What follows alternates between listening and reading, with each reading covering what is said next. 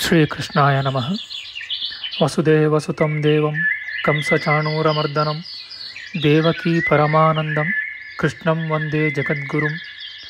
ब्रह्मस्थानसरोजमध्यविलसच्चीतांशुपीठस्थितं स्फूर्जत्सूर्यरुचिं वराभयकरं कर्पूरकुन्दोज्ज्वलं श्वेतसृग्वसनानुलेपनयुतं विद्युद्रुचा कान्तया संश्लिष्टार्धतनुं प्रसन्नवदनं वन्दे गुरुं सादरं।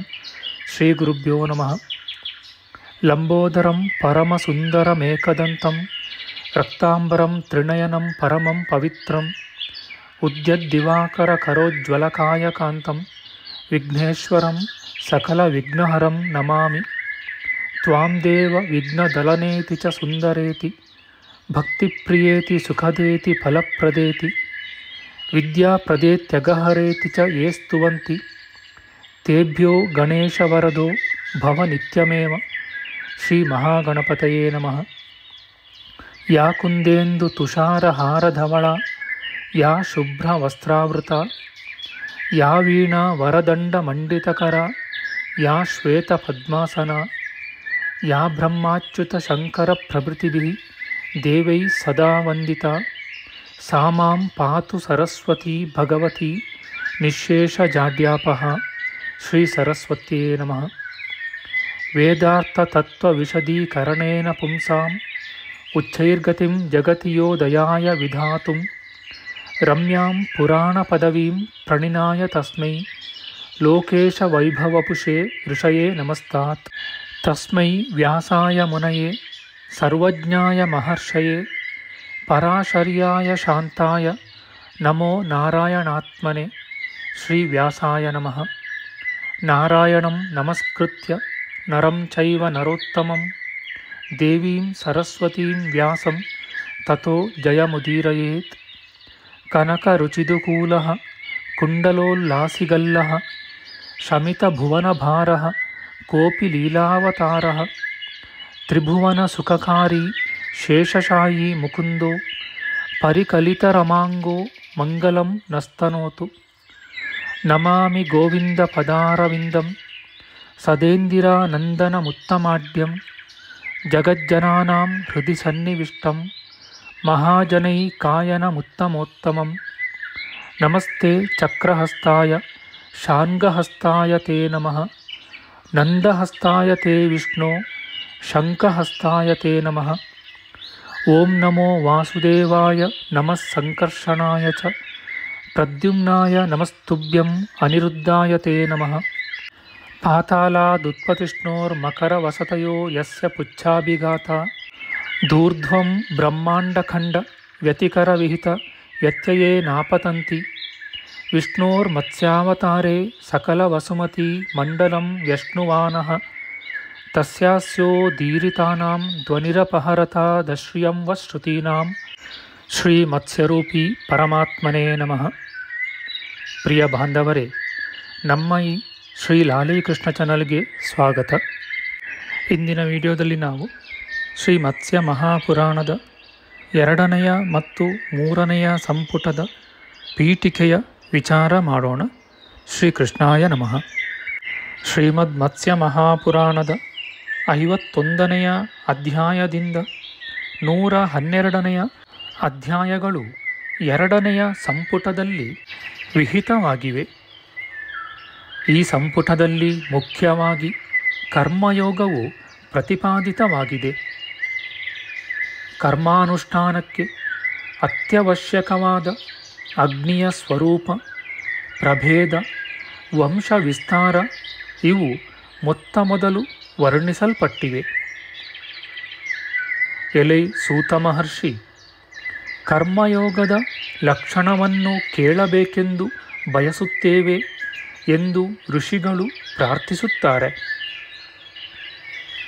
ವಿಷ್ಣುವು ಮನುಚಕ್ರವರ್ತಿಗೆ ತಿಳಿಸಿದ ಕ್ರಮದಲ್ಲಿಯೇ ನಿಮಗೆ ಕರ್ಮಯೋಗವನ್ನು ವಿವರಿಸುತ್ತೇನೆ ಎಂದು ಹೇಳಿ ಸೂತ ಪುರಾಣಿಕನು ಪ್ರಾರಂಭಿಸುತ್ತಾನೆ. ಮುಮುಕ್ಷುವಿಗೆ ಅವನು ಜ್ಞಾನಯೋಗವನ್ನು ಅನುಸರಿಸಲಿ, ಭಕ್ತಿಯೋಗವನ್ನು ಅವಲಂಬಿಸಲಿ. ಕರ್ಮಯೋಗವು ಸಾಧನೆಯ ರಂಗ, ಇಲ್ಲಿ ಪಳಗದಿದ್ದರೆ ಅವನು ತನ್ನ ಗುರಿಯನ್ನು ಮುಟ್ಟಲಾರನು, ವ್ಯಕ್ತಿತ್ವವನ್ನು ಉಳಿಸಿಕೊಳ್ಳಲಾರನು. ಜ್ಞಾನಿಯಾಗಲಿ ಭಕ್ತನಾಗಲಿ ಏನು ಸಿಕ್ಕಿದರೆ ಅದರಲ್ಲಿ, ಎಷ್ಟು ದೊರೆತರೆ ಅಷ್ಟರಲ್ಲಿ ತೃಪ್ತನಾಗುವನು. ಶೀತೋಷ್ಣಗಳು, ಸುಖ ದುಃಖಗಳು, ಮಾನಾವಮಾನಗಳು, ಲಾಭ ನಷ್ಟಗಳು ಮುಂತಾದ ದ್ವಂದ್ವ ಭಾವಗಳ ಕೋಟಲೆಗೆ ಸಿಕ್ಕಿಕೊಂಡು ಮನಸ್ಸಿನ ಹಿಗ್ಗು ಕುಗ್ಗುಗಳಿಗೆ ಗುರಿಯಾಗನು. ಕಾಮ ಕ್ರೋಧಾದಿ ವಿಕಾರಗಳಿಗೆ ಎಡೆಯಿಯನು. ಅಹಂಕಾರ ಮಮಕಾರಗಳಿಗೆ ತುತ್ತಾಗನು. ತನ್ನ ಧ್ಯೇಯ ವಸ್ತುವಿನಲ್ಲಿ ಮನಸ್ಸನ್ನು ಸ್ಥಿರವಾಗಿ ನಿಲ್ಲಿಸಿ ನಿರ್ಭೀತನಾಗಿ ನಿಷ್ಕಾಮನಾಗಿ ಜೀವನ ಯಾತ್ರೆಯನ್ನು ನಡೆಸುವನು. ಈ ತೆರನಾದ ಮನಪರಿಪಾಕವು ಇಂದ್ರಿಯ ಜಯವು ಸುಮ್ಮನೆ ಬರುವುದಿಲ್ಲ. ಅದಕ್ಕೆ ಎಡೆಬಿಡದ ಅಭ್ಯಾಸವೂ ಬೇಕು. ಈ ನಿರಂತರಾಭ್ಯಾಸಕ್ಕೆ ಅತ್ಯುತ್ತಮವಾದ ಕ್ಷೇತ್ರವೆಂದರೆ ಕರ್ಮಯೋಗ. ಸಾಧಕನ ಸತ್ವ ಪರೀಕ್ಷೆಯಾಗುವುದು ಇಲ್ಲಿ. ಅವನ ಅಂತಸ್ಸಾರವನ್ನು ಒರೆಹಚ್ಚಿ ನೋಡುವುದು ಇಲ್ಲಿ. ಅವನ ಮನಸ್ಸಿನ ಬಂಗಾರದ ಗಟ್ಟಿಯು ಅಪರಂಜಿಯಾಗಿ ಬಗೆ ಬಗೆಯ ಒಡವೆಯ ರೂಪವನ್ನು ತಾಳುವುದು ಇಲ್ಲಿ. ಈ ಮಲ್ಲರಂಗದಲ್ಲಿ ಹೆಣಗಾಡಿ ಎದ್ದು ಬಂದ ಧೀರನಿಗೆ ಜಗತ್ತು ಒಂದು ಹುಲ್ಲು ಕಡ್ಡಿಗೆ ಸಮ. ಕಾಮಧೇನು ಕಲ್ಪವೃಕ್ಷಗಳು ಅವನ ಕೈಗೊಂಬೆಗಳು. ಇಷ್ಟೊಂದು ಮಹಿಮೆ ಇರುವುದರಿಂದಲೇ ಕರ್ಮಯೋಗವನ್ನು ಪುರಾಣಗಳು ಕೊಂಡಾಡುವವು. ದಯೆ, ಶಾಂತಿ, ಅನಸೂಯೆ ಮೊದಲಾದ 8 ಬಗೆಯ ಆತ್ಮಗುಣಗಳನ್ನು ಬೆಳೆಸುವ ಈ ಕರ್ಮಯೋಗವೇ ಜ್ಞಾನಯೋಗಕ್ಕೆ ಸಾಧಕ. 1000 ಜ್ಞಾನಯೋಗಗಳಿಗಿಂತ ಒಂದು ಕರ್ಮಯೋಗವು ಮೇಲು. ಕರ್ಮಯೋಗವಿಲ್ಲದೆ ಜ್ಞಾನಯೋಗವು ಯಾರಿಗೂ ಫಲಿಸದು. ಕರ್ಮಯೋಗದಲ್ಲಿ ಮನಸ್ಸನ್ನು ನೆಲೆಗೊಳಿಸಿದವನು ಬ್ರಹ್ಮ ಸಾಕ್ಷಾತ್ಕಾರವನ್ನು ಪಡೆಯುತ್ತಾನೆ. ಕರ್ಮಯೋಗದಲ್ಲಿ ನಿರತನಾಗಿ ಆಧ್ಯಾತ್ಮಶಾಸ್ತ್ರವನ್ನು ಅಭ್ಯಾಸ ಮಾಡುತ್ತಾ ನಿಷಿದ್ಧ ಕರ್ಮಗಳ ಗೋಜಿಗೆ ಎಂದಿಗೂ ಹೋಗದೆ ಸಾತ್ವಿಕ ಜೀವನವನ್ನು ನಡೆಸಿಕೊಂಡು ಹೋಗುವ ಮನುಷ್ಯನಿಗೆ ಇಹದಲ್ಲಾಗಲಿ ಪರದಲ್ಲಾಗಲಿ ಕೊರತೆ ಏನೂ ಇಲ್ಲ. ಹೀಗೆ ಅನೇಕ ವಿಧವಾಗಿ ಕರ್ಮಯೋಗವು ಶ್ಲಾಘಿಸಲ್ಪಟ್ಟಿದೆ. ಈ ಕರ್ಮಯೋಗವು ನಿತ್ಯ ನೈಮಿತ್ತಿಕ ಕರ್ಮಗಳ ಆಚರಣೆ, ವ್ರತ, ಪರೋಪಕಾರ, ಉಪವಾಸ, ದಾನ, ತಪಶ್ಚರ್ಯೆ, ತೀರ್ಥಯಾತ್ರೆ ಮೊದಲಾದ ನಾನಾ ರೂಪವಾಗಿರುವುದು. ಅದಕ್ಕೆ ತಕ್ಕ ಹಾಗೆ ಈ ಪುರಾಣವು ದೇವಯಜ್ಞ, ಪಿತೃಯಜ್ಞ ಮೊದಲಾದ ಪಂಚಮಹಾಯಜ್ಞಗಳ ಅವಶ್ಯಕತೆಯನ್ನು ಹೇಳಿದೆ. ನಕ್ಷತ್ರ ಪುರುಷ ವ್ರತ, ಆದಿತ್ಯ ಶಯನ ವ್ರತ, ಕೃಷ್ಣಾಷ್ಟಮಿ ವ್ರತ ಮೊದಲಾದ ಎಷ್ಟೋ ವ್ರತಗಳ ವಿಧಾನವನ್ನು ಮಹಿಮೆಯನ್ನು ವರ್ಣಿಸಿದೆ.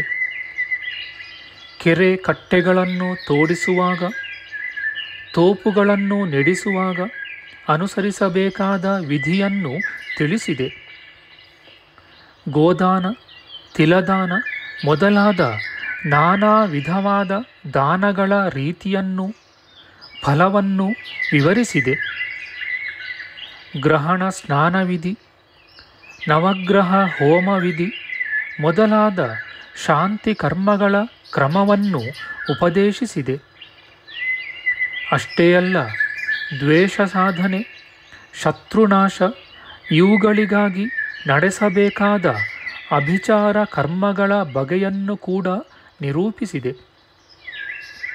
ಆದರೆ ಇಂತಹ ಕೃತ್ಯಗಳಿಂದ ಶ್ರೇಯಸ್ಸು ಉಂಟಾಗದು. ಅವುಗಳನ್ನು ಮಾಡದಿರುವುದೇ ಒಳ್ಳೆಯದು ಎಂದು ಎಚ್ಚರಿಸಿದೆ. ಕೊನೆಯಲ್ಲಿ ಪ್ರಯಾಗ ಕ್ಷೇತ್ರದ ಮಹಿಮೆ, ಅದರ ಯಾತ್ರೆಯ ಕ್ರಮ, ಅದರಿಂದ ಬರುವ ಫಲ ಇವುಗಳನ್ನು ವಿಸ್ತಾರವಾಗಿ ಹೊಗಳಿದೆ. ಶ್ರೀಮದ್ ಮತ್ಸ್ಯ ಮಹಾಪುರಾಣದ 113ನೆಯ ಅಧ್ಯಾಯದಿಂದ 145ನೆಯ ಅಧ್ಯಾಯದವರೆಗೆ 3ನೆಯ ಸಂಪುಟವು ವಿಹಿತವಾಗಿದೆ. ಈ 3ನೆಯ ಸಂಪುಟದಲ್ಲಿ ಭೂಗೋಳ ವರ್ಣನ, ಖಗೋಳ ವರ್ಣನ, ತ್ರಿಪುರ ದಹನ ವೃತ್ತಾಂತ ಮತ್ತು ಮನ್ವಂತರಾನುಕಥನಗಳೆಂಬ 4 ಮುಖ್ಯ ವಿಷಯಗಳು ಪ್ರತಿಪಾದಿತವಾಗಿವೆ. ಏನು ಕೇಳಿದರೆ ಅದಕ್ಕೆ ಉತ್ತರ ಕೊಡಲು ಸಿದ್ಧನಾಗಿ ಸರ್ವಜ್ಞನಾದ ಸೂತ ಪೌರಾಣಿಕನು ಕುಳಿತಿದ್ದಾನೆ. ಬೇರೆ ಹವ್ಯಾಸವಾವುದೂ ಇಲ್ಲದೆ ಜ್ಞಾನಾಮೃತದಲ್ಲಿಯೇ ನೆಟ್ಟ ಮನಸ್ಸಿನಿಂದ 100 ಜನ ಋಷಿಗಳು ಕಾದುಕೊಂಡಿದ್ದಾರೆ. ಹೀಗಿರುವಾಗ ವಿಷಯಗಳಿಗೆ ಕೊರತೆಯೇನು? ಸೃಷ್ಟಿಯ ಒಂದೊಂದು ವಸ್ತುವು ಸೃಷ್ಟಿಕರ್ತನ ಮಹಿಮೆಯ ಕೈಗನ್ನಡಿಯಾಗಿದೆ.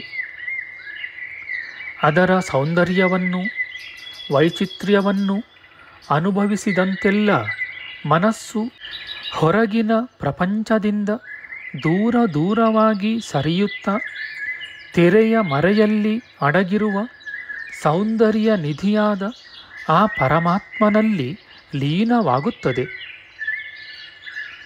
ಜೀವನ ಯಾತ್ರೆಯನ್ನು ಸಾಗಿಸಲು ಮಾನವನು ದಿನ ದಿನವೂ ಪಡೆಯುತ್ತಿರುವ ಸೌಲಭ್ಯಗಳನ್ನು ವಿಮರ್ಶಿಸಿದರೆ ಅವನ ಹೃದಯವು ಕೃತಜ್ಞತೆಯ ಹುಚ್ಚು ಹೊಳೆಯಲ್ಲಿ ಕೊಚ್ಚಿ ಹೋಗಿ ದಯಾಮಯನಾದ ಆ ಸರ್ವೇಶ್ವರನನ್ನು ಆಶ್ರಯಿಸಿಕೊಂಡು ನಿಲ್ಲುತ್ತದೆ. ಇದೇ ಋಷಿಗಳ ದೃಷ್ಟಿ. ಹೀಗೆಂದ ಮೇಲೆ ಯಾವ ವಿಷಯವನ್ನು ವರ್ಣಿಸಿದರೆ ತಾನೇ ಏನು? ಸಕಲವೂ ಅವನೇ, ಎಲ್ಲವೂ ಅವನದೇ. ಪುರಾಣಕಾರರು ಭೂಗೋಳದ ಮತ್ತು ಖಗೋಳದ ವರ್ಣನೆಯನ್ನು ತಮ್ಮದೇ ಆದ ಒಂದು ವಿಶಿಷ್ಟ ರೀತಿಯಲ್ಲಿ ಮಾಡಿದ್ದಾರೆ. ಅವರು ಹೇಳುವ ಎಷ್ಟೋ ಅಭಿಪ್ರಾಯಗಳು ವರಾಹಮಿಹಿರ, ಭಾಸ್ಕರ, ಆರ್ಯಭಟ ಮೊದಲಾದ ಜ್ಯೋತಿಷ್ಶಾಸ್ತ್ರಜ್ಞರಿಗೆ ಸಮ್ಮತವಿಲ್ಲ. ಭೂಮಂಡಲದ ಸ್ವರೂಪ, ಗ್ರಹಗಳ ಪರಿಮಾಣ, ಸನ್ನಿವೇಶ ಮತ್ತು ಲಕ್ಷಣ, ಚಂದ್ರನ ವೃದ್ಧಿ ಕ್ಷಯಗಳು, ಸೂರ್ಯ ಚಂದ್ರರ ಗ್ರಹಣಗಳು ಮುಂತಾದ ವಿಷಯಗಳಲ್ಲಿ ಜ್ಯೋತಿಷ್ಶಾಸ್ತ್ರಕ್ಕೂ ಪುರಾಣಕ್ಕೂ ಏಕಾಭಿಪ್ರಾಯವು ಬಾರದು. ವಿಶ್ವದ ವೈಚಿತ್ರ್ಯ, ಸೃಷ್ಟಿಕರ್ತನ ಅದ್ಭುತ ಶಕ್ತಿ, ಭಗವದ್ಭಕ್ತಿ, ಕರ್ಮಶ್ರದ್ಧೆ, ಸಾತ್ವಿಕ ವೃತ್ತಿ ಇವುಗಳ ಕಡೆಗೆ ಮಾನವರ ಮನಸ್ಸನ್ನು ಸೆಳೆಯುವುದು ಪುರಾಣಗಳ ಉದ್ದೇಶ. ಇದು ಈಡೇರುವ ಸಲುವಾಗಿ ತಕ್ಕ ಸನ್ನಿವೇಶಗಳನ್ನು ಕಲ್ಪಿಸಿ ಜನರ ಮನಸ್ಸಿಗೆ ರಂಜನವಾಗುವಂತೆ ಅರ್ಥವಾದದ ಮೂಲಕ ಅವು ವಿಷಯವನ್ನು ಪ್ರತಿಪಾದಿಸುತ್ತವೆ. ಈ ಭೂಮಿ, ಸೂರ್ಯ, ಚಂದ್ರ, ನಕ್ಷತ್ರ, ಆಕಾಶ ಇವೆಲ್ಲವೂ ಒಂದೇ ಒಂದು ಬ್ರಹ್ಮಾಂಡದ ಏಕದೇಶ. ಭಗವಂತನ ಸೃಷ್ಟಿಯಲ್ಲಿ ಈ ತೆರೆನಾದ ಅಂಡಗಳು ಕೋಟಿಗಟ್ಟಲೆಯಾಗಿವೆ ಎಂದು ಪುರಾಣಗಳು ಘೋಷಿಸುತ್ತವೆ. ಜ್ಯೋತಿಷ್ಶಾಸ್ತ್ರದ ದೃಷ್ಟಿ ಇದಲ್ಲ. ಅದರದ್ದು ಬಣ್ಣ ಕಟ್ಟದ ನೇರವಾದ ಮಾತು. ಲೆಕ್ಕಾಚಾರವನ್ನು ಎಳ್ಳಷ್ಟೂ ಮೀರದೆ ಜಗತ್ತಿನ ಸ್ವರೂಪವನ್ನು ಇದ್ದದ್ದು ಇದ್ದ ಹಾಗೆ ತಿಳಿಸುವುದೇ ಅದರ ಉದ್ದೇಶ. ತ್ರಿಪುರ ದಹನದ ಕಥೆಯು ಬಹು ಹೃದಯಂಗಮವಾಗಿದೆ. ದುಷ್ಟ ನಿಗ್ರಹ ಮತ್ತು ಶಿಷ್ಟ ಪರಿಪಾಲನದಲ್ಲಿ ಭಗವಂತನ ಆಸಕ್ತಿ, ಆತನ ನ್ಯಾಯ ತತ್ಪರತೆ ಇವು ಅದರಲ್ಲಿ ಸ್ಪಷ್ಟವಾಗಿ ಕಾಣುವವು. ಈ ಜಗತ್ತಿನಲ್ಲಿ ಜನಿಸಿದ ಮೇಲೆ ಮರಣದ ಹಿಡಿತದಿಂದ ಪಾರಾಗುವುದು ಸಾಧ್ಯವೇ ಇಲ್ಲ. ಮೃತ್ಯುವಿನ ಕೈ ಬಲು ಉದ್ದ, ಎಲ್ಲಿದ್ದರೂ ಅದಕ್ಕೆ ಎಟುಕಿಸುತ್ತದೆ. ಸುಖ ಸಂಪದಗಳು ಎಷ್ಟಿದ್ದರೂ ಕೊನೆಗಾಲಕ್ಕೆ ಯಾವುದೂ ನೆರವಾಗದು.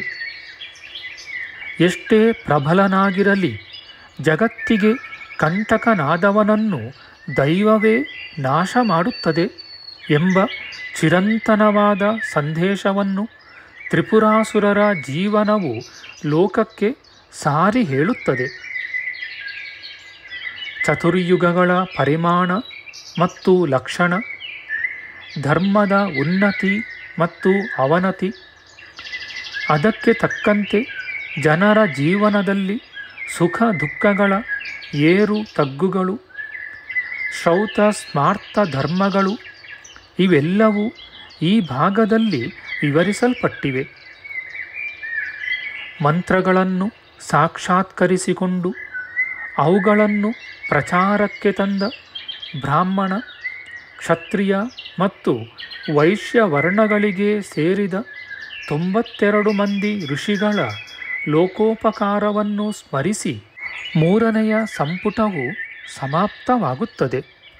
ನಮ್ಮ ಮುಂದಿನ ವಿಡಿಯೋದಲ್ಲಿ ನಾವು ಶ್ರೀಮದ್ ಮತ್ಸ್ಯ ಮಹಾಪುರಾಣದ 4ನೆಯ ಮತ್ತು 5ನೆಯ ಸಂಪುಟದ ಪೀಠಿಕೆಯ ವಿಚಾರ ಮಾಡೋಣ. ಆಧ್ಯಾತ್ಮಿಕ ಚರ್ಚೆ ಮತ್ತು ವಿಚಾರ ವಿನಿಮಯಕ್ಕಾಗಿ ಶುರು ಮಾಡಿದ ಈ ಚಾನಲ್ನಲ್ಲಿ ನಾವು ಅಪ್ಲೋಡ್ ಮಾಡುವ ಎಲ್ಲ ವಿಡಿಯೋಗಳನ್ನು ಸಂಪೂರ್ಣವಾಗಿ ನೋಡಿ ನಿಮ್ಮ ಸಲಹೆಗಳನ್ನು ಕಮೆಂಟ್ ಬಾಕ್ಸ್ನಲ್ಲಿ ಬರೆಯಿರಿ. ದಯವಿಟ್ಟು ಈ ಚಾನಲ್ಗೆ ಸಬ್ಸ್ಕ್ರೈಬ್ ಮಾಡಿ ಹಾಗೂ ಬೆಲ್ ಬಟನ್ ಒತ್ತಿ ನಾವು ಹಾಕುವ ಎಲ್ಲ ವಿಡಿಯೋಗಳನ್ನು ನೋಡಿ ಪ್ರೋತ್ಸಾಹಿಸಿ. ಕೃಷ್ಣಂ ನಾರಾಯಣಂ ವಂದೇ ಕೃಷ್ಣಂ ವಂದೇ ವ್ರಜಪ್ರಿಯಂ ಕೃಷ್ಣಂ ದ್ವೈಪಾಯನಂ ವಂದೇ ಕೃಷ್ಣಂ ವಂದೇ ಪೃಥಾಸುತಂ. ಶ್ರೀಕೃಷ್ಣಾಯ ನಮಃ.